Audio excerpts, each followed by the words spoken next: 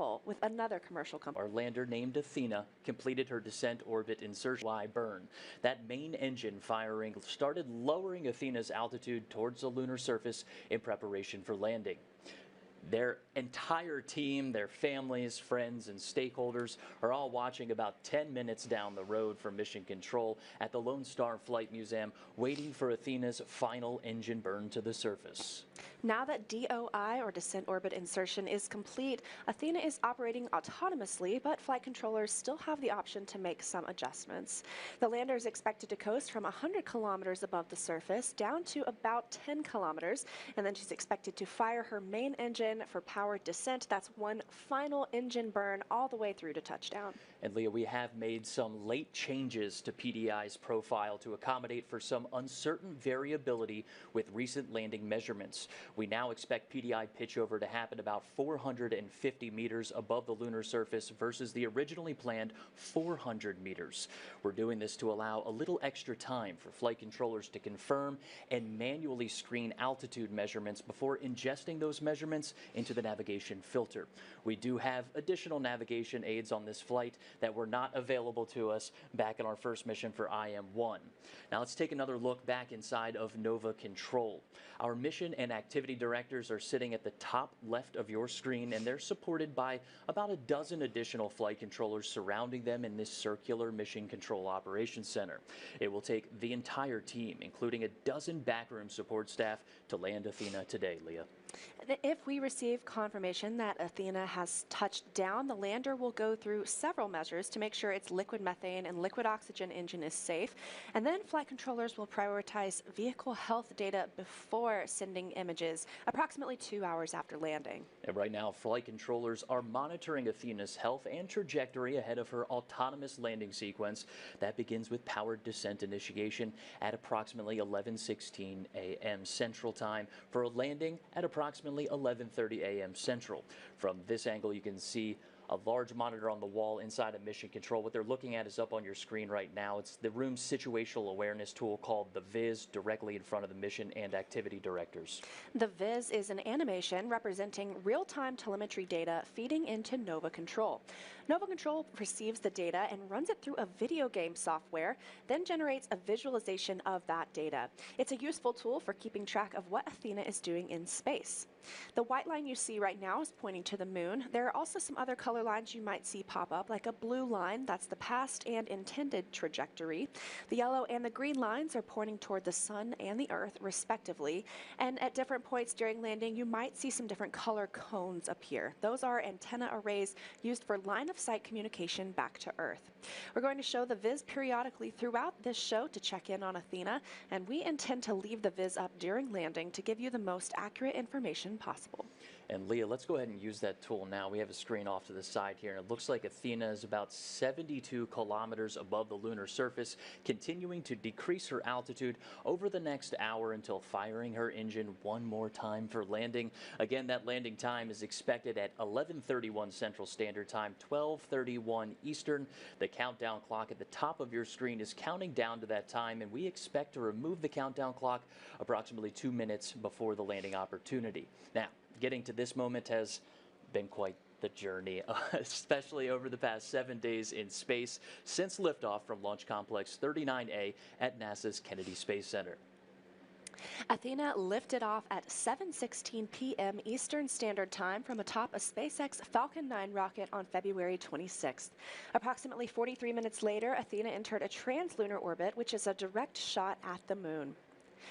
Over the next few days, Athena completed small engine firings to refine her trajectory before flight controllers commanded lunar orbit insertion on March 3rd to place the lander approximately 100 kilometers, or about 62 miles, above the lunar surface.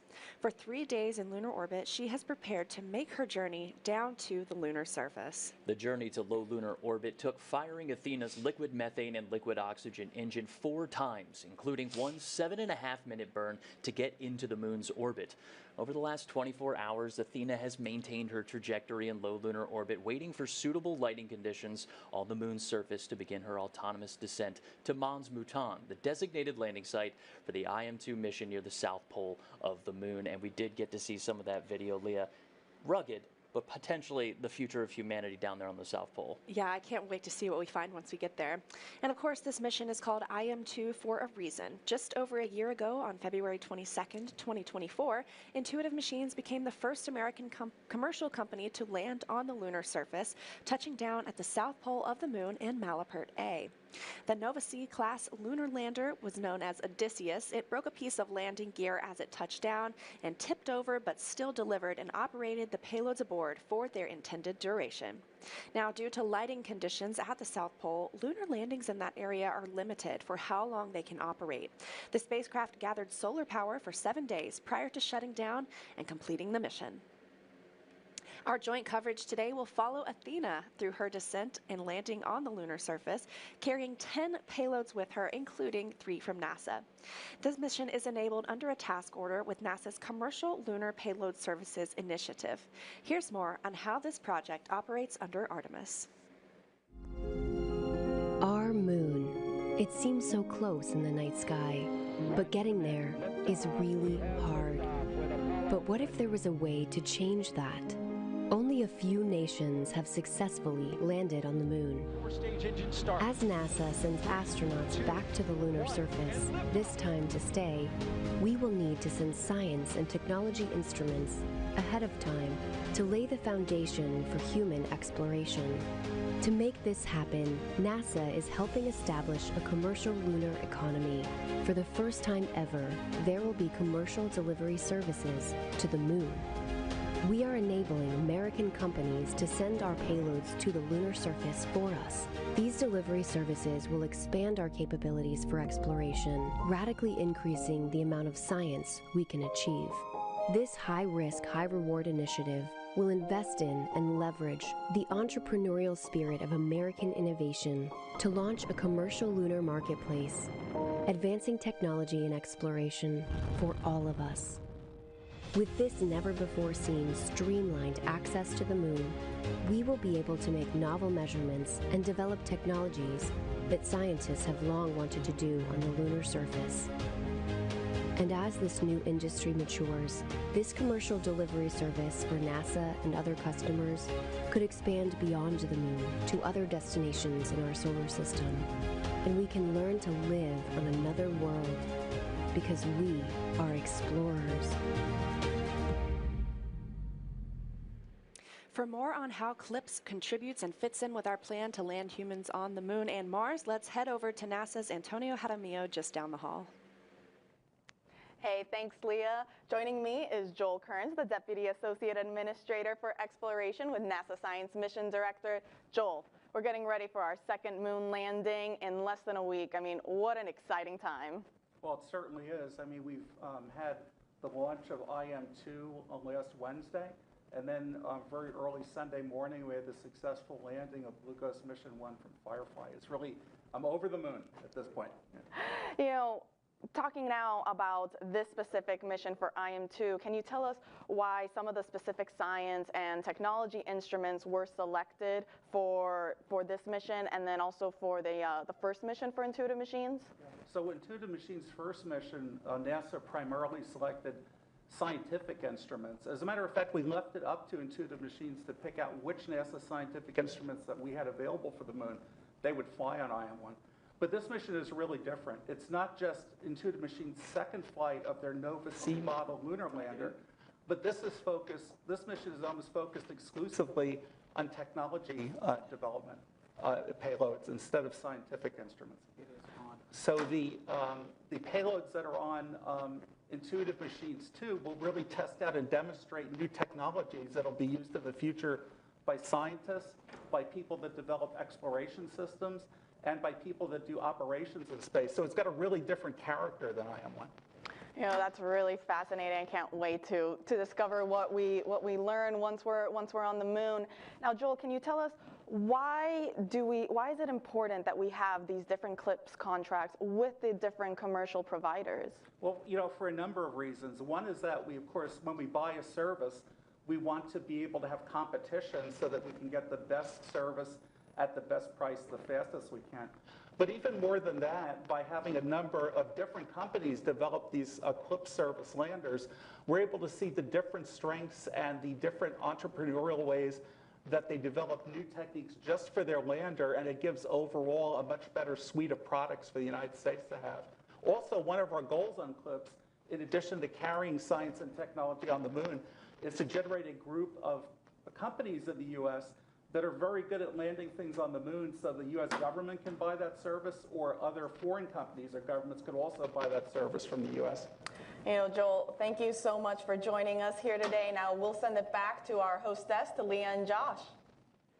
Thanks, Antonia. We're following along with Athena's descent toward the lunar surface. I'll glance over at the viz, and it looks like she's continuing to decrease her altitude until powered descent initiation. She's right about 58 kilometers, but we expect PDI in approximately 36 minutes. That's powered descent initiation. That is a main engine firing that takes about 12 minutes. It's designed to slow Athena's speed in preparation for final descent moments before touchdown. The time of ignition for PDI is 11:15 a.m. Central Time, and that's 11 a.m., 15 a.m. p.m., Eastern. The entire landing sequence is autonomous, meaning the lander is in control of every milestone required for a lunar landing opportunity, although flight controllers do have the ability to intervene minutes before touchdown. And completing a soft touchdown on the lunar surface comes with unique challenges because there is no atmosphere. That's right. It's not quite Mars just yet, Leah. For now, it's an entirely different playbook. Let's take a look at the IM-2 mission's complete trajectory approach and what Athena is expected to do on the surface. Athena's mission may provide the wisdom required to define how will humanity live and work on the moon. These kind of questions, where we go from being observers of the moon to builders on the moon, this is the first step to beginning to answer those kinds of questions. Her route to unlocking the moon's secrets follows the same path as an old friend. Odysseus lunar lander separation confirmed. Small engine firings refine Athena's trajectory before approaching lunar orbit. We have to do what's called a lunar orbit insertion. It's about a 900 meter per second maneuver. It's a big burn. In orbit, Athena checks on her payloads, including Lone Star's data center, and manages extreme heat in the light and frigid cold in darkness. We're just going in orbit, doing the things you do with satellites. This will be very similar to what we do with our orbit and comm relay satellites, starting with IM-3. A short engine firing sends Athena into a lower orbit to prepare for one final 600-second burn maneuver to the surface. And it's a nice ride. The engine provides a steady level of thrust that does pick up a little bit as we deplete fuel, but we control it. Finally, Athena's true mission, delivering technologies, science, and services that may enable humanity to live, work, and explore deeper into the solar system. It's definitely a great feat. But once you're there, you want to expand from that landing spot and go and look at different things. For approximately 10 days, Athena is designed to support NASA's Prime 1 drill suite, deploy a rover, send a rocket-fueled drone into a crater, and connect those spacecraft using Nokia's 4G LTE lunar surface communications system. We have people that are driven to build and fly and operate space equipment, and that's what we're here for. It's who we are.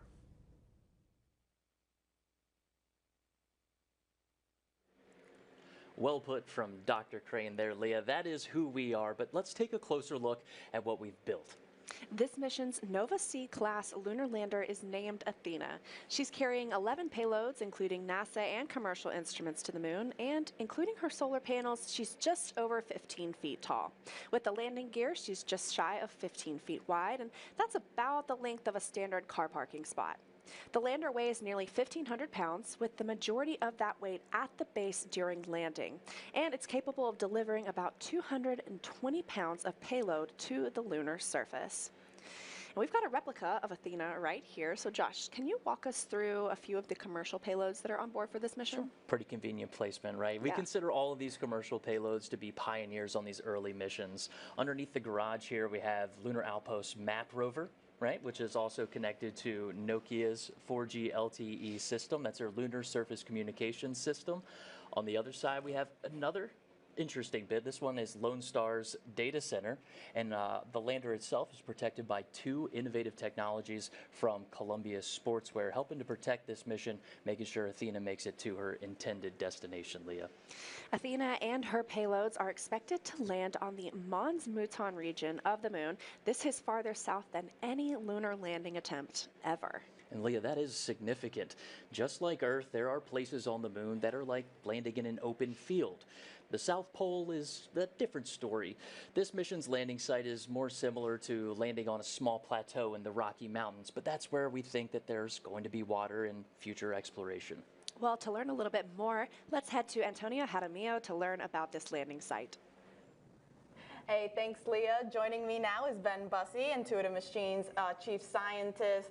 Ben, you know, both IM-1 and IM-2 chose the moon's south pole for its landing locations. Why specifically the South Pole? So the lunar poles are interesting for both scientific and exploration regions.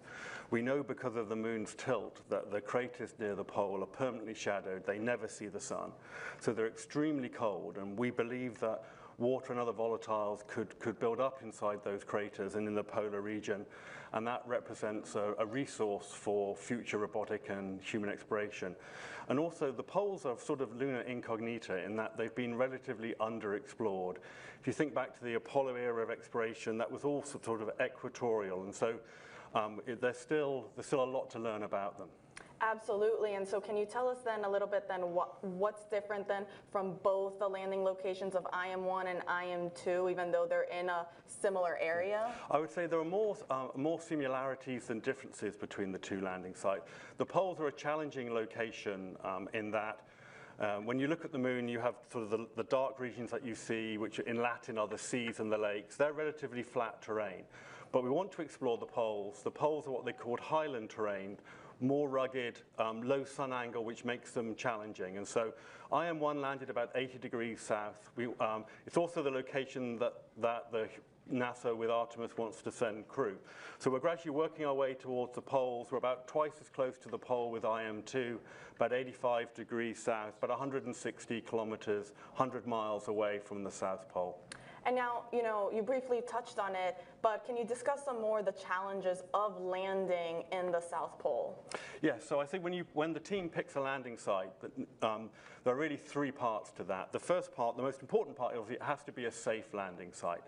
The moon doesn't have an atmosphere. It has hazards. You can't avoid craters, and so you have to have the capability to avoid them during the final part.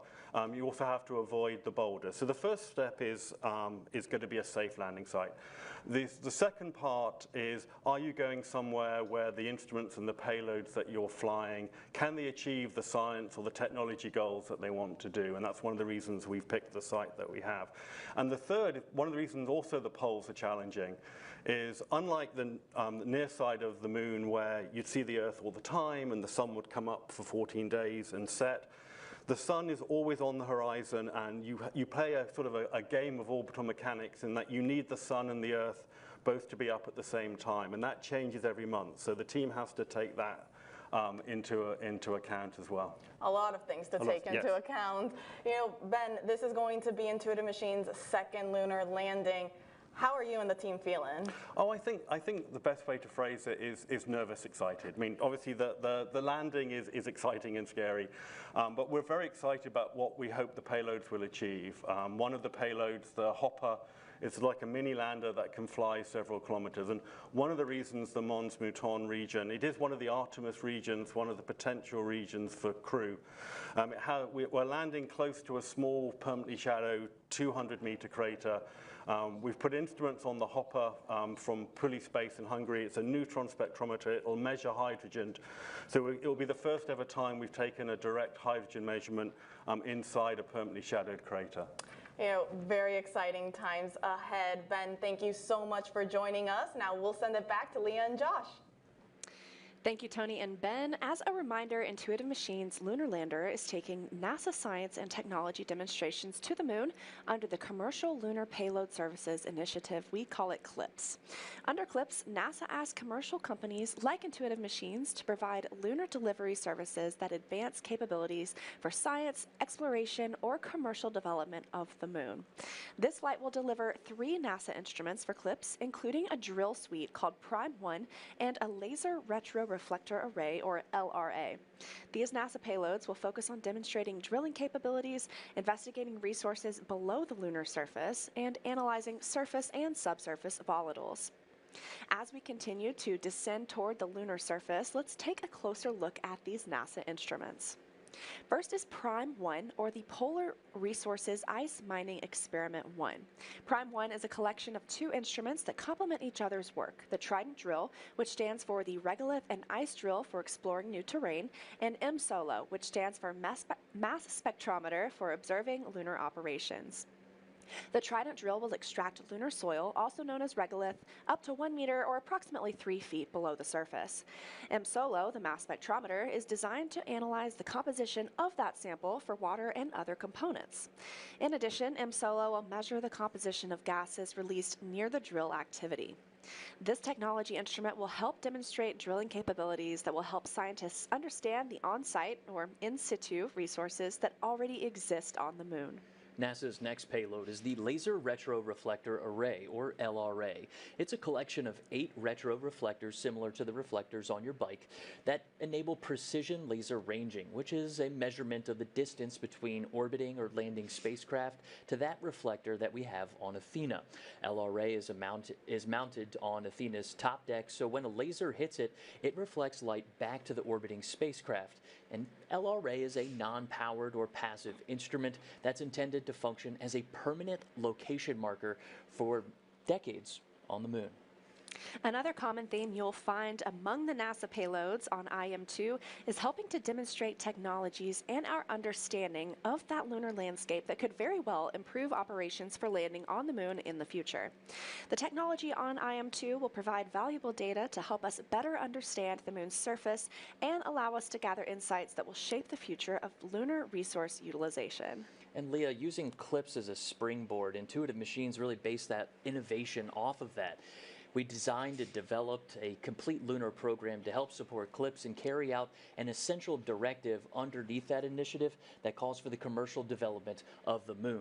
That opportunity for Intuitive Machines expanded services outside of NASA payloads, opening doors for commercial industry to achieve those lunar ambitions. On IM-2, there are 8 commercial payloads flying alongside NASA's Prime 1 drill suite and Laser Retroreflector Array. That includes commercial payloads from around the world, like Lone Star's data center, a rover from a company based in Japan called Diamond, Columbia Sportsmare, and a couple more we'll touch on here just in a second. Absolutely. Some additional payloads on board Athena are largely driven by NASA's Space Technology Mission Directorate.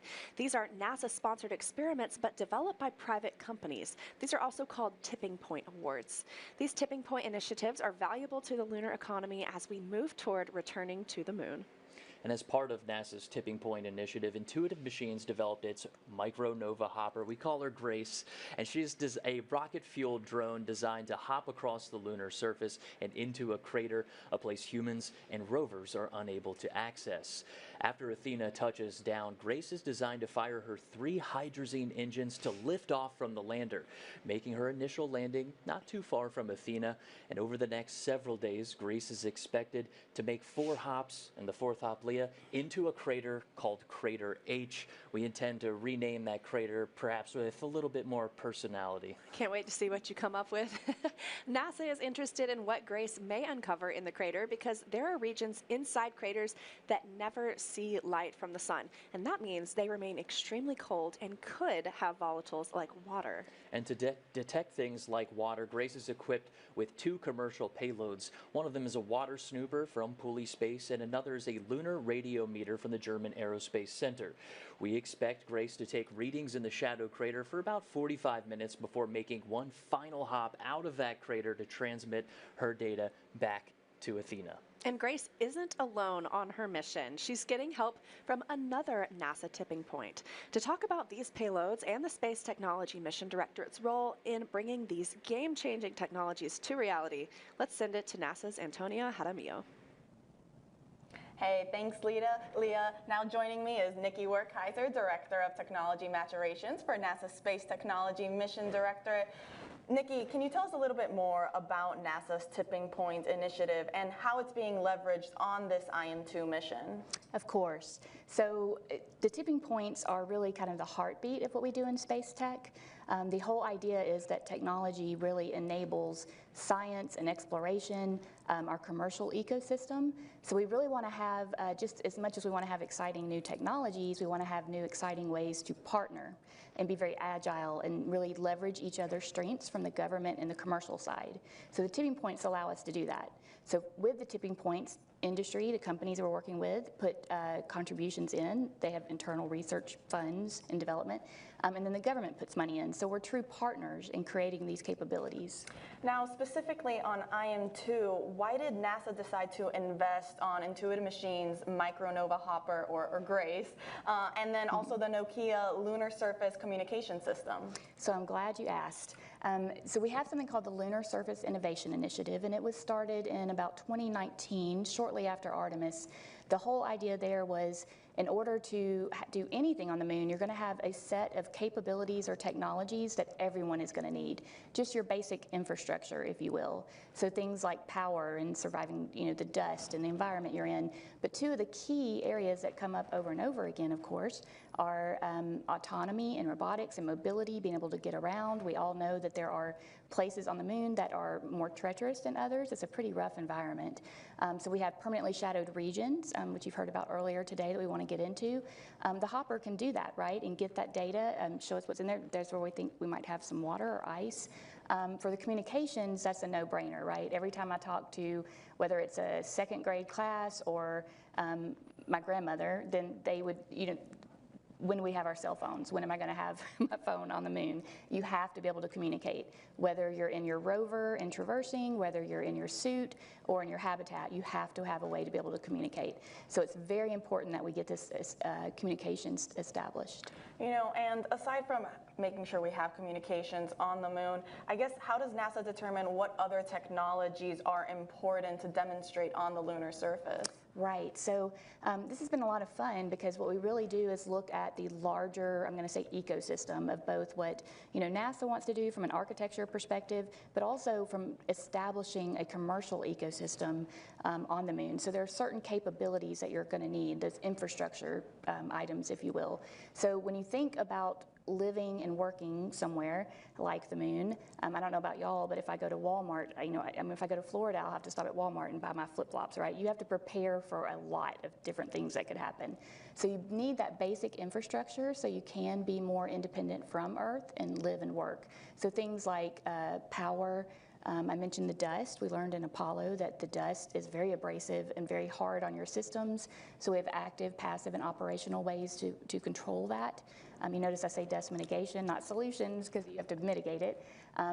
Being able to rove around, being able to have communications, in situ resource utilization, which Prime will be looking at, on how we can use the natural resources where we are instead of being totally Earth dependent. So doing those studies, understanding kind of infrastructure that everyone is going to need is how we pick and prioritize. So definitely a lot of important technologies. Yes. Nikki, thank you so much for joining us and speaking with us today. Now we'll send it back to Leah and Josh.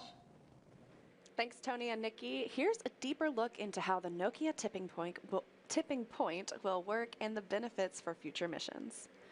On Earth, a cellular network has many components: base stations, radio units, and a core network that manages the connection between users and the network.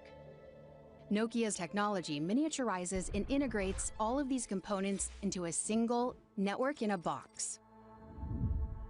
This is Nokia Bell Labs Network in a Box that you can hold in your hands.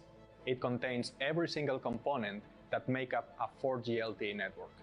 Scaled down to this size, weight, and power, we could install it onto the Intuitive Machines Nova Sea lander along with specially designed antennas.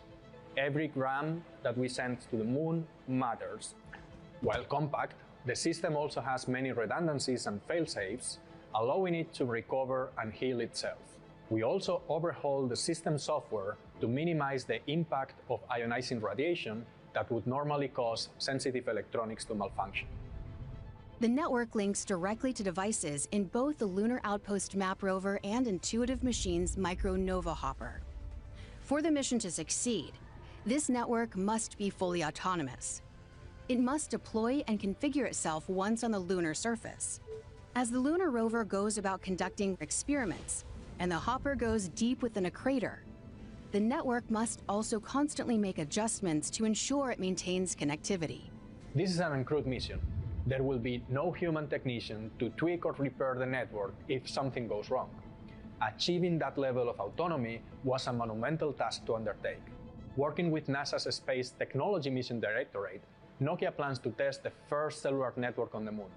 Success will have implications far beyond this important mission. In addition to the NASA payloads and tipping point initiatives, Lunar Outpost has another mission objective. Not only will the Lunar Outpost carry the Nokia tipping point demonstration, it will also collect lunar regolith, also known as lunar soil. Lunar Outpost and iSpace have contracts through NASA's Space Operations Mission Directorate for regolith collection. When completed, the companies will provide imagery and location data of the collected material and transfer ownership to NASA. Now, the purpose of this effort is to show that transfer of ownership from private to public. Lunar Outpost Map Rover will be on IM-2. This rover will also carry the Nokia tipping point demo we just mentioned and traverse the moon. And the company's lunar surface communications system that's from Nokia will demonstrate proximity communications between Athena, Lunar Outpost rover, and the hopper. The Lunar Outpost Map Rover aboard the IM-2 mission will also carry a technology from the MIT Media Lab Space Exploration Initiative called Astro-Ant, which was tested through STMD's Flight Opportunities Program. To change the pace of space, the Science Technology Mission Directorate's Flight Opportunities Program works with industry flight providers to rapidly demonstrate promising technologies in reduced gravity and other relevant environments. And Leah, we're just about 12 minutes from Athena starting her final approach to the lunar surface, and things are moving forward as going into an intense 11-minute main engine firing towards the lunar surface. And to this point, Athena has traveled over 700,000 kilometers up on the Viz over 8 days for this final, very risky maneuver. Yeah, risky is right. It's no secret that landing on the moon is challenging. Countries around the world have attempted this incredible feat, with some being successful and some not. Of course, the United States has landed on the moon many times, most notably during the Apollo program. But today we're looking for the third landing by a U.S. commercial company enabled under NASA's CLPS initiative. Ahead of these important milestones, let's discuss the challenges of landing on the moon through CLPS. Take a look. Landing on the moon is hard. We're going back. Under this Artemis program, we're going to be sending humans to the moon for the first time since Apollo. So ahead of humans, we want to get up as much science, exploration, and technology experiments as possible. So CLPS starts facilitating a lot of the early science, the things we want to learn before we even send humans. CLPS stands for Commercial Lunar Payload Services, CLPS. The services part is the key element. Ordinarily, when NASA delivers a payload to the surface of the moon, they do it with a commercial partner, but NASA controls the building of the vehicle. Now, we're buying the service of delivery of our lunar payloads to the surface of the moon. It is a delivery service, akin to a delivery service that you'd have here on Earth. NASA will provide payloads to a commercial company. They decide how to get it to the moon. They have to develop their own lander, but they also have to manage the entire end-to-end mission. It's meant to provide affordable, rapid, frequent access to the lunar surface through American companies. We're funding different companies. We have commercial companies that are competing to win task orders to deliver our payloads to the surface of the moon. One of the goals when we started CLPS was to help establish a lunar economy. Somebody has to do it first, and then it becomes commercially available. Then they're able to crank them up. Then they're able to make it more affordable. And so the lunar surface is just the next frontier for a commercial environment. But we had to acknowledge up front, all the way through the highest levels of the agency leadership, that some of them will fail. These missions may not be as successful as a traditional NASA mission. We have accepted the risk that going through this innovative approach with these commercial companies, that there could be some failures. Some of them are new companies. None of them have ever successfully landed on the surface of the moon. So they're going to learn lessons. We need to give our vendors the opportunity to learn. And so that'll help ultimately buy down our risk as these companies learn, okay, what does it take to actually build up the lunar lander, integrate payloads, get to the lunar surface and land safely? They've been able to demonstrate that they have very, very good technical depth and the ability to design and execute missions. We're willing to take more shots on goal. And we aren't risking human life. And in the big picture, if we're flying missions at 1/10 of the cost of a NASA mission and we fail 2 of them, we still get 8 missions for that same price. Even with 1 or 2 or 3 failures, this is still a very economical proposition. It's a risk posture which is more risk tolerant than NASA is accustomed to. There's not a single one of these companies that's willing to bet their mission on a coin toss. Every one of them is doing what they can in order to have the most successful mission possible. But the important thing to realize is that risk tolerant does not mean risky. And the rewards are a long-term ability to get payloads to the moon inexpensively, frequently, and rapidly.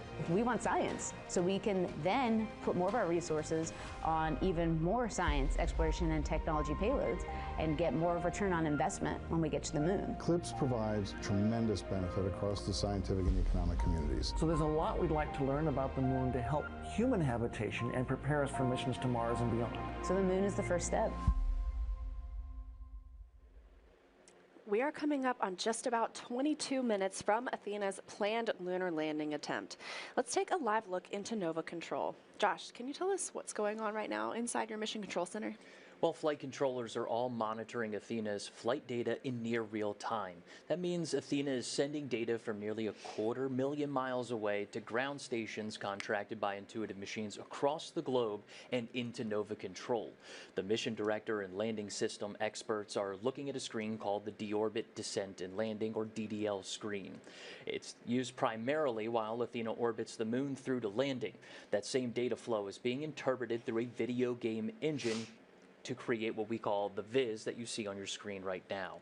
Well, we have made some improvements to increase the fidelity and reliability of the viz.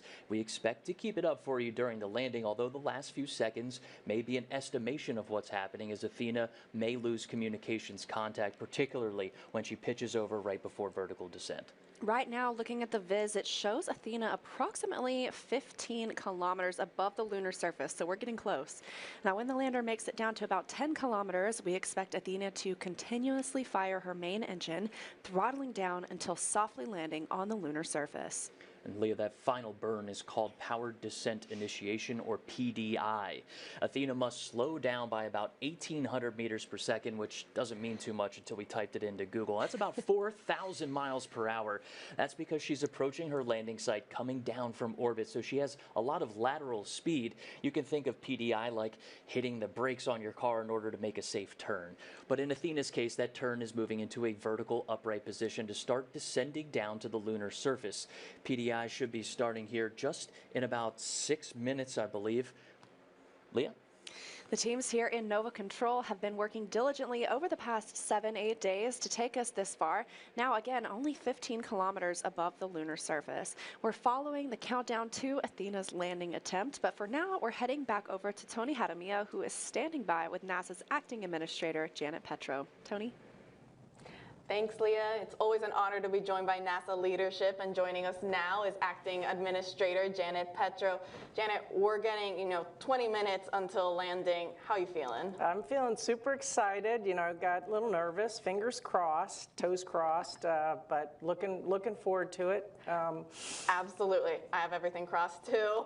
Can you tell us a little bit more about the challenges of landing on the moon, especially for these uncrewed robotic spacecraft? Yeah, so even, you mentioned these are uncrewed, but even back in the Apollo days, the 7 times we landed on the moon, it was very, very challenging, required a whole bunch of simulations and demonstrations to get that right. And so for the uncrewed, so each lander is unique.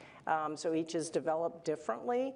And the harshness of the environment with no atmosphere, the dust that's going to spring up when it lands, all these conditions make it really, really hard to do it right and get it right. And so one thing I found from the Firefly from last week, all these companies know how hard it is. Their own technology, they've got to have precise propulsion and navigation systems to get them right down on the surface, and it's all automated. You know, we're 238,000 miles away from Earth, so there's no real-time control, so that the systems have got to work perfectly together.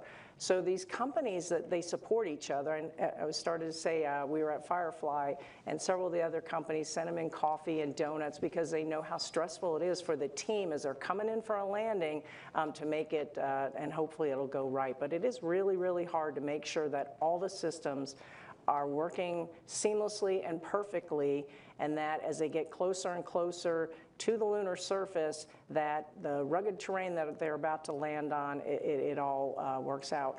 And the South Pole is increasingly challenging with the very, very deep craters that are there. The low level of light and the angle of the sun make that even more challenging. So it's harsh. It's harsh. It absolutely is, and it's just even more impressive when the teams then are able to land, you know, well. Janet, can you tell us how these commercial then lunar flights that are part of the agency's CLPS initiative, how are they helping us then in our own Artemis missions when we send humans back to the moon? Yeah, so I consider them part of the way bigger Artemis missions as we're going back to the moon and then on to Mars, you know, that we talk about all the time. And so CLPS, you know, the Commercial Lunar Payload Services, I just think it's a brilliant partnership between NASA and innovative companies to come up with their own concepts and ideas and help put forth science and instruments earlier than we're going to be able to get humans on the moon. And we'll be able to learn a lot from these instruments and payloads that we're deploying. Things like, you know, the water ice. Maybe we can find some water ice. Different roving mobility techniques. Of course, looking at all the lunar resources and the drilling, drill baby drill that we're going to do on this mission. So all of that we're going to be able to apply to Artemis when we get humans back on the surface of the moon, and then as we go out to Mars. And again, I think CLPS is a brilliant partnership. And I mentioned, you know, I believe this administration talks about America first, and I think the way we can do it is by bringing along industry and really dominating the space, whether it's low Earth orbit, whether it's cislunar, or whether it's on the surface of the moon. I think we will continue to push boundaries and make sure that we are first and retain leadership in space. You know, a lot of exciting science ahead. Janet, thank you so much for joining us today. Now we'll send it back to Leah and Josh. Thanks, Antonia. It's time to buckle up, space fans, or lean forward in your chair. We just heard the call out for 90 seconds for time of ignition for PDI. Let's go ahead and open up those operational channels so that folks at home can listen as we go in towards PDI, Leah. That's a braking burn coming out of orbit, trying to slow down about 4,000 miles per hour. Yeah, PDI stands for Powered Descent Initiation. So this is really that final commitment that we are coming in for landing. And everything is really going to happen in rapid succession after this 11-minute burn, now just 60 seconds away. The rest of the sequence is only about 2 minutes to touchdown. Can you break that down for us, Josh? That's right. It's going to be rather quick after we get through this PDI maneuver. You're going to hear things call out for 45 seconds. After PDI, we'll have pitch over, HDA, vertical descent, and then landing operations. We're just now inside about 30 seconds, standing by for that time of ignition for PDI. 30 seconds. And with 30 seconds, we are now 13 kilometers above the moon. Again, we're going to bring it back down to 10 and start that burn. We might be AFM is in exec mode. I was just about to say we're listed for exec mode here. 15 seconds. RCS settling burn. Settling burn. That's our attitude control system. Ignition commanded.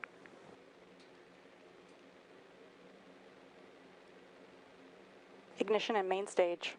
All right, let's go ahead and start our stopwatches here. Cameras are running. We'll be listening for that max thrust. AFM mode is breaking 1. Chamber pressures look nominal. Good calls. They're not going in at 100% here, Leah. They're going in about 90% in case they need a little bit more oomph on this braking burn. Again, this is about good control. About an 11-minute burn, but the engine does not cut off at the end of this burn. It just continues to throttle down until we land softly on the lunar surface. And we're listening in to hear some good confirmations of data. If you hear good confirmation of data, that means that that data is making its way to the viz, what you're watching right now on your screen. We do expect to lose some of those communications, especially during that pitch-over maneuver at the end of PDI. That's when the lander will be changing its attitude, and maybe those antennas aren't pointed directly back to Earth. It's something we expect, something we plan for. But one thing that's unique to the lunar south pole is what's called multipath, and that's when you have radio waves reaching their intended destination back at Earth after they're taking a different route, maybe bouncing off a crater or a ridge. So we do expect less than optimal radio signals on the surface, but that's something we have to plan for, and it's something that's reflected inside the viz here. So if the viz does lose communications, it's going to continue moving in its last estimated vector. So folks at home, you might be seeing the lander touch down on the surface, but the ultimate call of confirmation and what is happening is going to come from that mission director seat. You see it in the small box on the bottom right hand of your screen. That's Dr. Tim Crane in the mission director seat today. Coming up on 1 minute and 45 seconds since the start of the burn, again, an 11-minute burn using the main engine aboard Athena. And if you're watching the viz and it looks like Athena is traveling parallel essentially to the lunar surface, that's because it is. This is a braking burn. Confirmation 2 minutes in, and a better picture on the viz that shows just chamber pressure still nominal. Continuing to get good calls, but the next step will be pitch over. So during that pitch over time frame, Athena will begin to upright itself and prepare to descend down to the lunar surface, and also activate HDA, or hazard detection and avoidance. Can you break that down for us too? Yeah, we touched on this at the top of the show, Leah. We are going in at about 450 meters for PDI versus our originally planned 400 meters, and that's because we had some uncertainty and variability within the recent landing measurements, going in about 50 meters higher, allowing those flight controllers to manually confirm and screen alternative measurements. But we do expect that our estimated landing time will stay closer towards that estimated 11:30 Central Time. That's 12:30 Eastern. And right now we're standing by, just about to hit 3 minutes into this burn. We're listening. 3 minutes in. There it is. How about that? And we're listening in to hear for things about how many kilometers uprange we may be. We know this braking burn will continue to happen until about 2 kilometers from our intended landing site. Now that intended landing site is where Athena... Still processing good depause.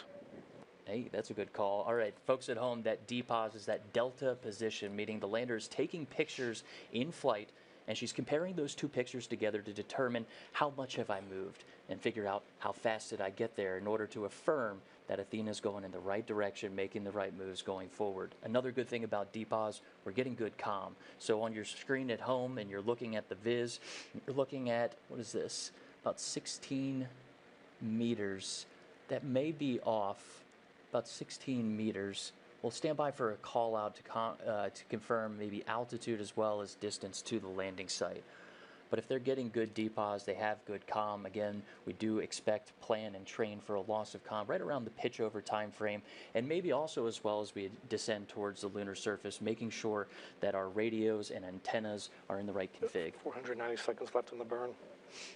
490 seconds left in the burn. That's code for, we've been burning for about 4 minutes, Leah.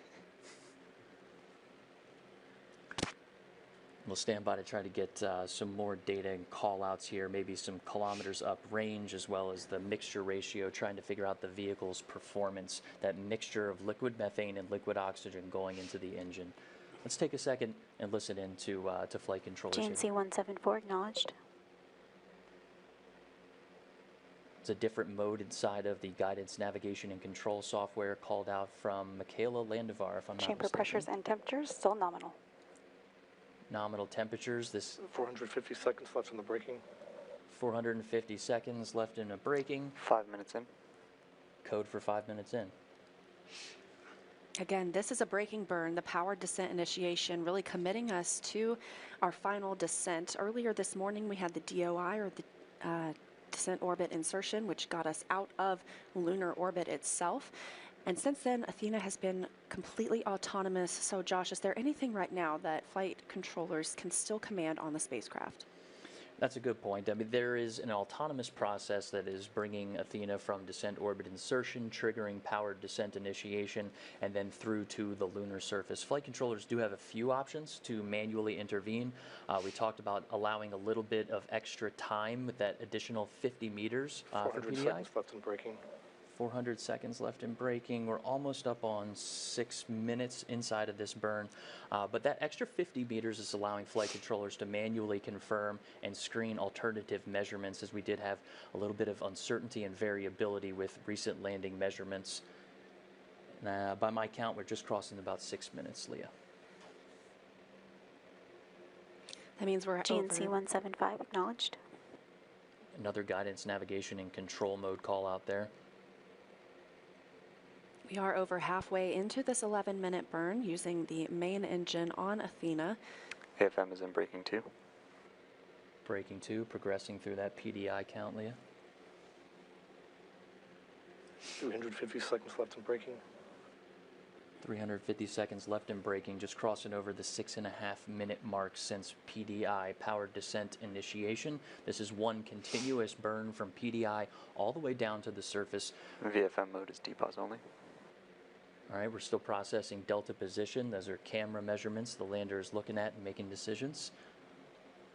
One of those decisions will be using hazard detection to fly to an intended landing region and then autonomously make those decisions of a safe site, whether that's safe from boulders or steep slopes. We'll hear those call outs after we pitch over. You'll hear HDA, and that's what we're listening for to figure out where those hazards are and choose a new landing site. Now over 7 minutes into the burn, this braking burn, 300 seconds left in braking. specifically 300 seconds left, this braking burn. Engine is still healthy. And great confirmation about the engine itself. That engine is bringing GNC 176 acknowledged. Engine is bringing us from about 4,000 miles per hour to eventually a soft about 1 meter per second, or about 3 feet per second landing. And I'm catching a little jitters watching the viz here, so I think folks at home will be seeing the same thing. Remember, this is data being streamed down from a lander that's braking about 4,000 miles per hour, trying to feed that data back 250,000 miles away. TAL is ebb now at 5 dB. Just to enjoy a little view. 8 minutes elapsed. Camera's now in braking 2 mode. We are still inside of PDI, braking 2 mode. 250 seconds left in braking. So we cross over 8 minutes into this burn. Again, about an 11-minute burn. We don't expect the engine to reach full 100% thrust. It's really a throttled approach. This engine is designed to continuously burn in throttle all the way from power descent initiation, which began 8 minutes and 30 seconds ago, through touchdown. This approach is very similar to what we saw for the Apollo descent modules as well. And it makes a lot of sense. If you go in at 100% and you need a little more, there's nothing left to give, right? We want to come in nominally around 90% and then have a little bit of room to play if we do need to increase the speed of which we're slowing down. You'll hear folks maybe call out the rate of acceleration, but in this case, for us, that's deceleration. 9 minutes elapsed. Crossing over 9 200 minutes. seconds left in braking. Yes, just a couple of minutes left in the braking burn, so another look forward to that rapid succession of events that'll come immediately after braking is complete. We will see pitch over begin. We'll be using those 4 RCS, or reaction control system thrusters, at the top of the spacecraft to reorient Athena before its a final approach, vertical descent, and terminal descent. And all of those after PDI, Leah, that you just called out, we're expecting those to happen rapidly. We can kind of sit back and let flight controllers really get into what's happening. We'll take a few chances in between to help. There's a LOS on one of the radio systems, again, expected as we get in towards our pitch over maneuver. Some jitters on the viz. Chrysonics still showing good data. That's the second radio. So the first one, good data on Chrysonics. the first one we heard a loss of GNC signal. 177 acknowledged. The second was a confirmation that the 10 minutes second in. radio, we still have signal. So it's good signal, good data, good viz, and we're watching the show here along with the folks at home. 10 minutes into the burn, so expecting just about a minute more until the end of this braking maneuver.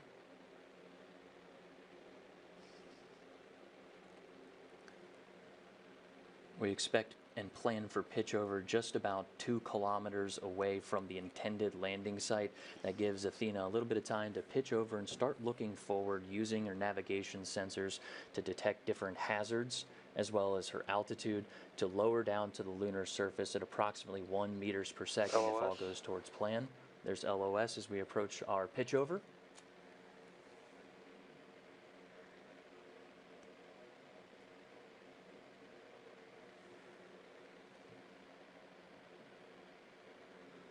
All right, we're approaching 11 minutes into the burn. Local time is 11:26. 11 minutes in. 11 minutes in, we heard another call out that we're up on Quasonics. That's a radio system. It's 11:26 local. I'm looking at a pitch over time at 11:27 in about 52 seconds. So we are coming up over to the pitch over where we expect to have some loss of comms. Earlier we talked about multipath. That is very unique to the lunar South Pole, where our radio signals are using multiple ways to get to the same destination, whether that's from bouncing off the harsh terrain or some different polarity issues down there on the South Pole. We expect to have a weaker than normal signal, but we still want to make sure we get that confirmation, Leah. As part of that confirmation, we're going to safe the vehicle, figure out the status there, and then start working on pictures after everything's safe. Maybe around 2 hours after landing, we can cherish that photo. LOS on Quasonics. There's that loss of signal on one of the radio systems. We approach 12 minutes into PDI.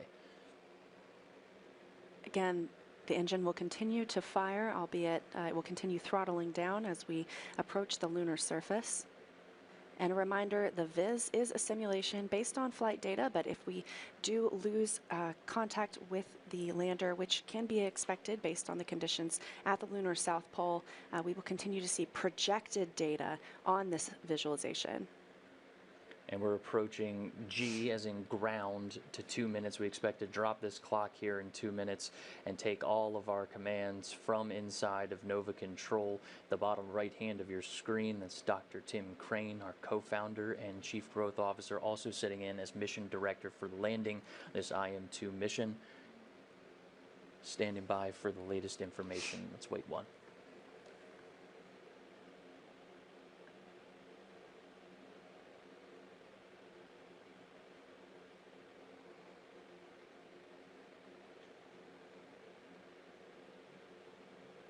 Quasonics AOS.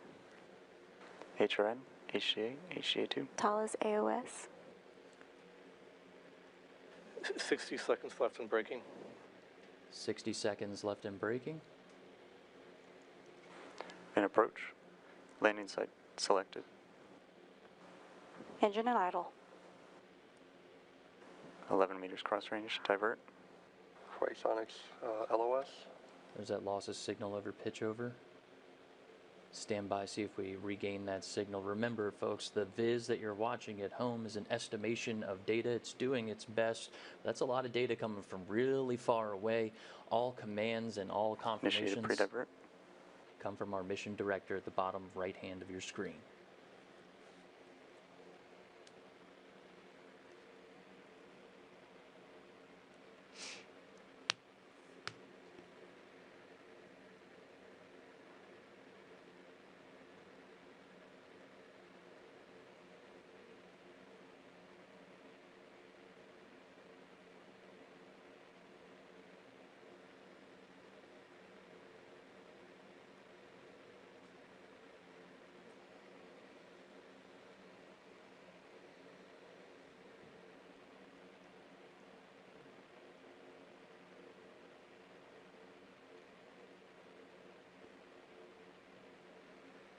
Again, we are standing by, monitoring the Viz just as you are at home, along with Nova Control.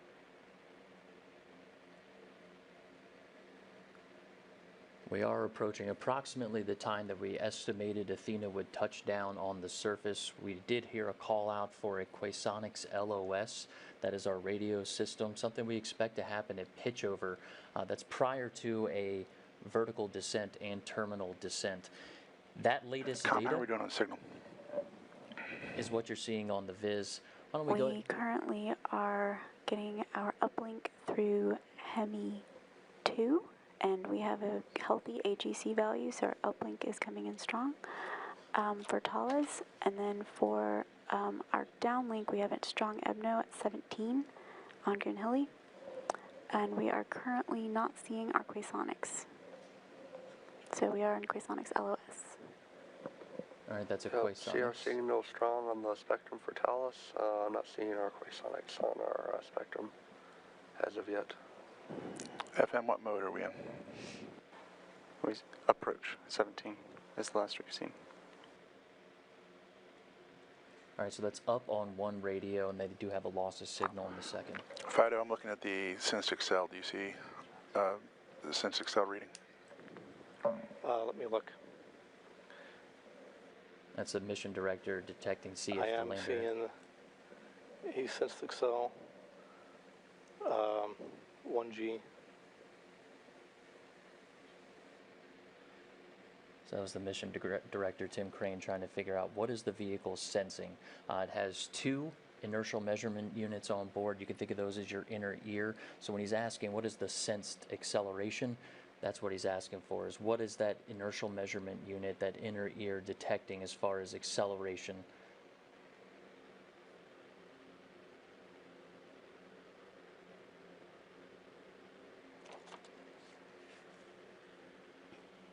Again, as we've mentioned, the Viz here is just an interpretation of landing. Yeah, let's go ahead and stay on Nova control. Looks like the Viz is hovering. We can't. Prop, what are you seeing on the engine? The engine is still in idle at min thrust. We are still seeing chamber pressure. So we're getting good data. We heard that we have one radio up, one radio loss of signal. We just heard that we have seeing guidance to solution for time to go as increasing, which is indicating to me that it is the onboard nav state is not decreasing in altitude.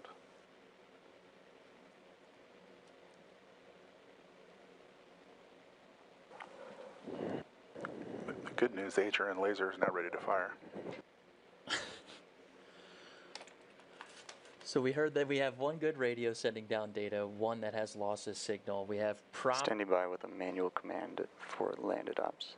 Yep. No recommendation at this time. Yep, we have prop telling us that we have good data. That was someone just commanding. We heard exec mode to go into this firing mode, and someone standing by to get into our landed ops mode. I'll wait for Dr. Crane to confirm here. But if we're pulling down data, we'll see how this goes. Looks like Tim's about ready to jump on the loop and sort out what we saw on the Viz versus what the folks inside of Mission Control are seeing on their monitors. It's a good reminder, too, this public channel that we're listening to here in the studio, Leah, and what people are listening to at home, at the landing party at Lone Star Flight Museum. All right, folks. I'm showing that we are sensing lunar acceleration. So we're on the surface. Let's evaluate. All right, let's continue to evaluate. I hear we do have a picture from a portion of the descent. Is that right over there? All right, so that's a picture during braking, about 10 kilometers up from the lunar surface that we do have while we wait for a little more information. We can confirm the engine is still running and therefore needs to be upright. If we were in a different configuration, the engine would have snuffed. Okay, so we have confirmation, I believe that was from Con, that says the engine's still running. This picture you're looking at, the 10 kilometers up during that braking burn, that powered descent initiation, that long burn that brought us 4,000 miles per hour braking burn. Incredible shot. Yeah, that's what I'm saying as well. All right, there's another view there. Looks like from this panel, we're looking at the garage, so that's Lunar Outpost Map Rover inside of that square right there, Leah. And this looks like it's probably about the same altitude, maybe about 10 meters above the surface. And one more here for everyone. It's about the same altitude there, maybe a little bit more exposure, but these camera's still running in HRN mode. These photos came down for us just a few moments ago. Wanted to share those before we jump back into mission control as flight controllers are looking at this dynamic situation and learning. Yeah, go ahead and put us in landed ops. It looks like we're down. We need to evaluate that situation, and I'd like to get a picture. As they say, picture it didn't happen. Hello, so Dr. Crane's onto it right there. A couple things here, Leah. FM 3402 was acknowledged. AOS on Thales. What we're hearing in our ears and what folks at home are listening to are not the Mode only 20, landed channels ops. Check your systems. that mission Engine controllers shutdown. are working on. It's an engine shutdown notice. We'll see what comes out of this. But they're all on different loops having separate conversations, so all the information that we have, that folks have at home, isn't necessarily the exact vibe inside the room. So we'll stand by and listen in to see what we have here. I did hear Dr. Crane call out that they are getting readings for lunar Folks are moving to acceleration. the post-landing court procedure.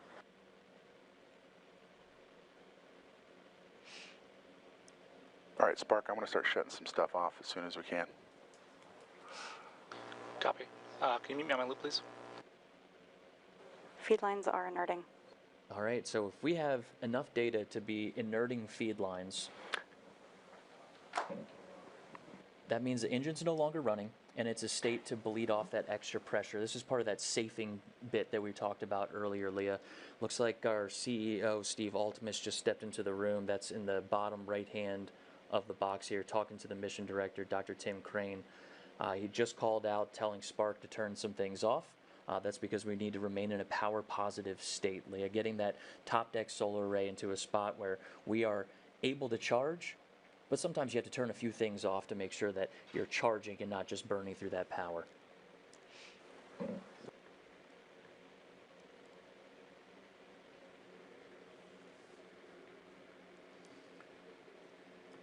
All right, by my countdown clock, it's been about 22 minutes since we started that PDI, Leah.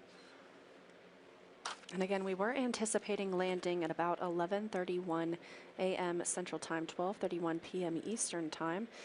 It can get tricky with communications on the lander when you're in a... Prop, do we have insight to tank pressure if we turn off the Mogies and the Iggies? We would, yeah.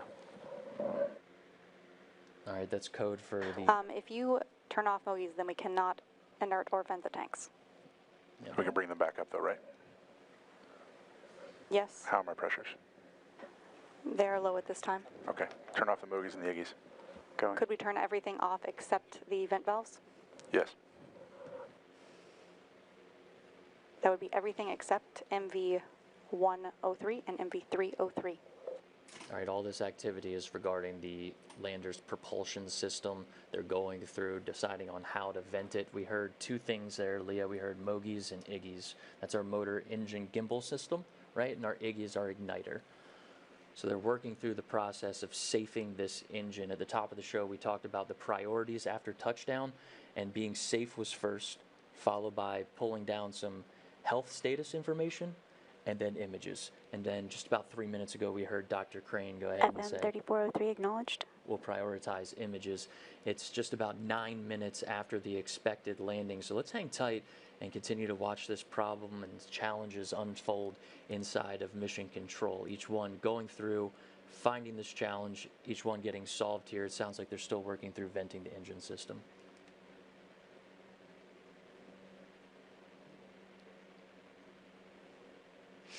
Let's power off the Quasonics until we get a handle on what antenna we're going to pipe it through. Copy. Quasonics is currently in idle mode. Good enough, thank you. Quasonics, that's our radio. There's two radio systems on the lander. It sounds like when we talk about that vehicle health status, we heard some things for prop. Vehicle health status includes being in a power positive state. Spark 636 acknowledged. So we are communicating, commanding the lander, and getting acknowledgments back that the lander is behaving as expected. So putting those things together while we wait for confirmation from Dr. Crane. We have an engine that is shut down. We are venting the engine. Spark 637 acknowledged. We are getting acknowledged commands from the lander. Standing by for confirmation from Dr. Crane. And just a recap of some of the timelines so far today. We had power descent initiation start about 25 FM minutes ago. 3406 acknowledged. Power descent initiation is the braking burn that really committed us to coming down to our landing site today. We were targeting landing at about 11:30 a.m. Central Time, so about 10 minutes ago now. Again, still just standing by for some confirmation from the teams in Nova Control and hopefully a picture that shows the status of Athena on the lunar surface. Landing site today is Mons Mouton. It is the furthest south target for any landing up into this point. And pretty credible images we just went through. You know, for those to come down during Spark 638 acknowledged. During that landing sequence, showing during that deceleration burn, just about 10 meters, I believe that was, over the surface for those images. See who we have in there. Yep, down towards the bottom right-hand side. Spark 639 acknowledged. Of your screen, we keep hearing those acknowledgments of the vehicle receiving our commands as we stand by for the real deciding factor here. Never a dull moment, Leah. We did hear that they were going into Spark 640 acknowledged. Commanded landed ops. So can you walk us through some of what that means? I know that includes safing the engine as well. Right, so there's different modes that we need to command, right? At the beginning of PDI, we hear the command for exec mode, all right? Spark 641 acknowledged. That's executing the burn maneuver, right? When we switch over into landed ops, it's a different setting on the lander in order for us to go through those steps, safing the vehicle first and foremost, that liquid methane, liquid oxygen engine. Yep, bring it down. Also, FM, I'd like a recommendation on whether or not we keep Talos 1 up or if we bring it down. It's going to be a decision on up and down for radios based on Yeah, bring it down for now. We're taking the same pictures. I would not recommend powering down Talos.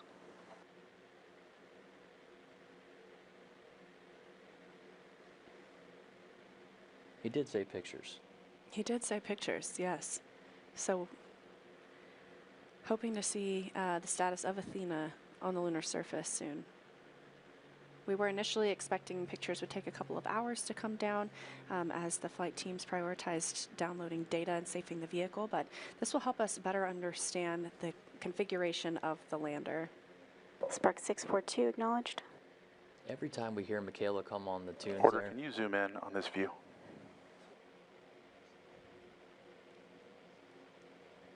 Actually, give me the spacecraft view. Spark 644 acknowledged. Getting all these acknowledgments coming through. No, take task down. All right, we're going to see here. Looks like Tim's Star got a good tracker's spot. down. Keep powering down things that we're not using anymore. Mission director looks like he's looking up at the screen. Maybe they're looking at a little bit of data that we do not have in front of us. Still standing by for confirmation. But we've heard a few steps go through the process, venting the lander's system, hopefully pulling down data inside of mission control, confirming Athena's status on the surface. And then finally, it sounds like we've heard a couple mentions of pictures. We've shown a couple from that descent stage.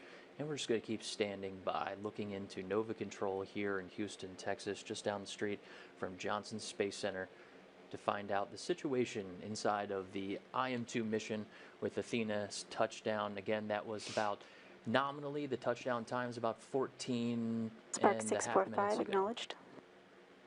Still in contact with the vehicle right now. We know the vehicle has shut down. Its engines are powered down. We are getting acknowledgement transmissions to the vehicle. All right, team. Keep working the problem. We're shedding power as fast as we can to keep the vehicle in good health. We are generating power. We are communicating through our telemetry radio, and we are working to evaluate exactly what our orientation is on the surface. Spark 646 acknowledged. Spark 648 acknowledged.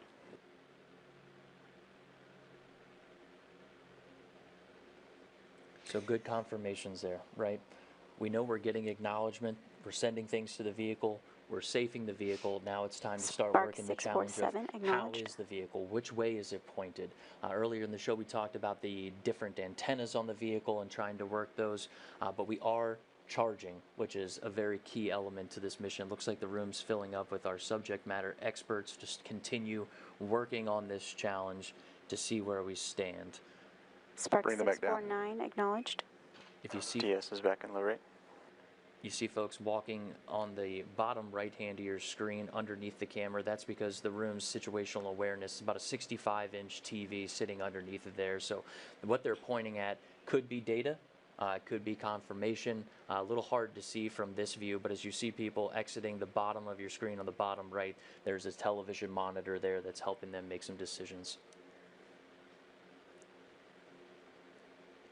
And as we cross over, it's been about 30 minutes since time of ignition for PDI, and we just hit 16 minutes since our nominal landing. If you're just joining us, we know we are sending commands to the vehicle. We have shut off equipment that has not been necessary. We know that we have an engine that has been shut off. We've commanded the vehicle into surface operations. We just heard from Dr. Tim Crane that we are generating power. We're turning things off that are no longer required. We heard one of them being the star tracker.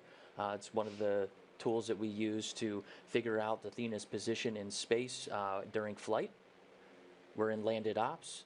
Now we're just standing by to hear what the full situation is. About 16 and a half minutes since nominal landing time, and a little over 31 minutes since Athena commanded her final engine burn. Spark PDI. 651 acknowledged. Like you said, Josh, we are Order, communicating. go ahead and turn on the displays for all the antennas. We're Okay, so communicating. you're going to see everyone looking up at the screen here. So when they're calling back to order, that's actually Spark 652 in the acknowledged. back left of the bottom right monitor. They're changing screens inside the room, situational awareness, television up front, right in front of the mission director. You just asked to pull up the antenna configurations, trying to figure Spark 653 acknowledged. which one's pointing back toward Earth, which might be the best one to use.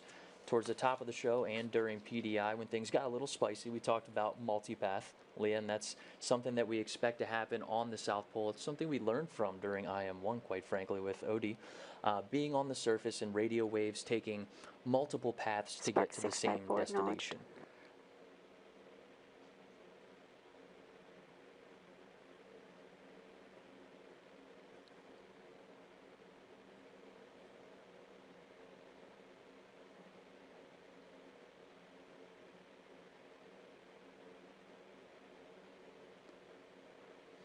Multipath exists down on the lunar surface just because there are so many different ways. So during IM-1, we were sending out signals that were bouncing off the surface, bouncing off of craters, and making their way back to Earth.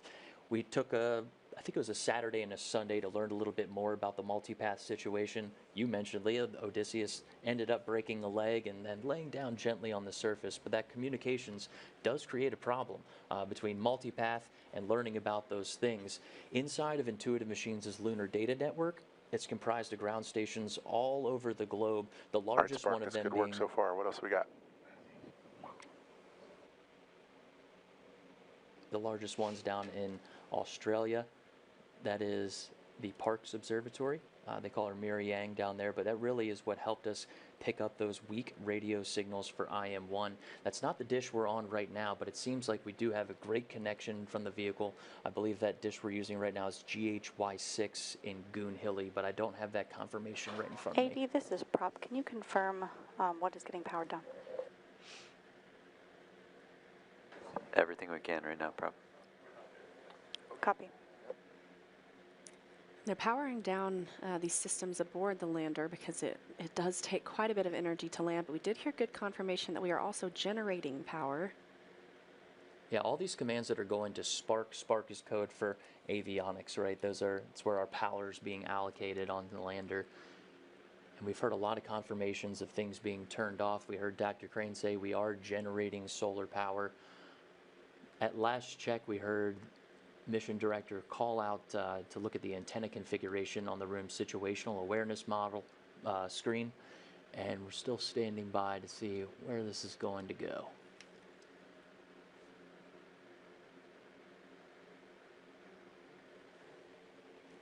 Yes, power down the cosonics until we're ready to use it.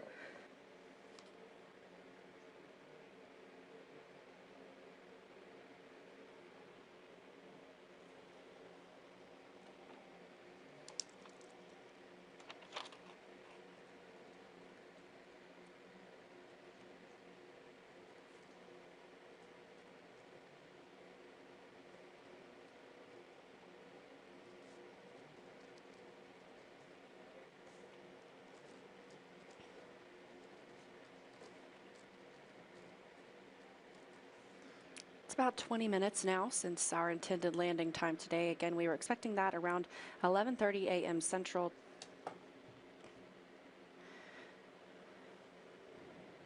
Teams in the room in Nova Control, that's here at Intuitive Machines in Houston, Texas, just down the street from Johnson Space Center, continuing to evaluate the status of the spacecraft. Continuing to communicate with the spacecraft itself, and just waiting for potentially a photo that would help us confirm its orientation. I'm just going to wait one and listen in for a couple cues coming into the studio here. Bear with us, folks.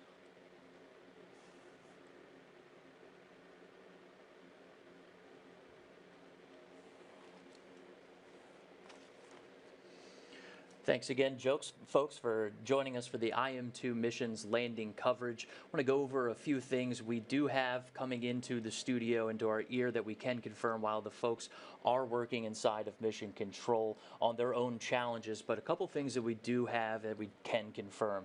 Athena is on the surface of the moon. The team is going through the process of powering down systems that are not required. We heard the mission director call out that we do have solar charging, so we continue to hear them in our ear that they're turning off different systems that are not required. We are working to figure out the orientation of the vehicle, which is important because those are our antenna systems that will determine how much signal we're going to have and when we can start bringing down things like vehicle health data and other images that can help us to confirm. But we are communicating with the vehicle. We've heard throughout our intended landing time, through now different call outs, making it to the vehicle. We have direct communications contact, and we would tend to bring out some more information as we continue to assess this dynamic situation inside of Mission Control. We intend to have a press conference at 3 o'clock Central Time. That's 4 o'clock Eastern. We'll do it right over at Johnson Space Center, Leah. That's right. Thanks for joining us today. And we'll have plenty of other information if anything else comes out on our website, as well as our X feed, to keep everyone up to date. Thanks for joining us, folks.